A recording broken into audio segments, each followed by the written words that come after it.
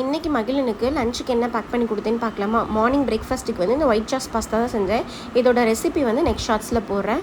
Morning வந்து ஸ்நாக்ஸுமே நான் கொடுத்து விட்டுட்டேன். லஞ்சுக்கு வந்து இந்த சேப்பக்கிழங்கு வச்சு தான் வந்து காய் ரெடி பண்ணியிருந்தோம். வழக்கம் போல் அதை வேக வச்சு கட் பண்ணி எடுத்துகிட்டு எண்ணெயில் இந்த மாதிரி ஃப்ரை பண்ணி எடுத்துக்கணும்.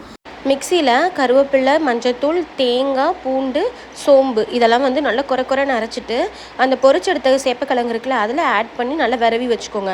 அப்புறம் இது வந்து சேப்பக்கிழங்கு பொரிச்ச எண்ணெய் இருக்குல்ல அதில் கொஞ்சம் பாதியாக எடுத்துட்டு இந்த மிக்ஸ் பண்ணி வச்ச அந்த சேப்பக்கிழங்கையும் ஆட் பண்ணிவிட்டு நல்லா வடச்சட்டியில் நல்லா கிண்டி எடுத்துக்கோங்க.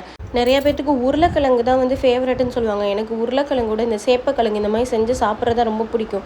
சுட சாப்பாட்டில் நெய் ஊற்றி நல்லா பருப்பை கடைஞ்சி நல்லா மிக்ஸ் பண்ணிவிட்டு இந்த சேப்பக்கிழங்கோட வச்சு சாப்பிட்டோன்னா டேஸ்ட்டு சூப்பராக இருக்கும். மகிழனுக்கு வந்து அதே தான் இன்றைக்கி வச்சு கொடுத்தேன். நல்லா நெய் ஊற்றி விரவி நல்லா வச்சு கொடுத்துட்டு இந்த சேப்பக்கிழங்கும் கொடுத்து விட்டேன். எப்பயும் சொல்கிற மாதிரி வாட்டர் கேன் 2 வச்சு விட்டு கண்டிப்பாக குடிச்சிடணும்னு சொல்லி விட்ருங்க.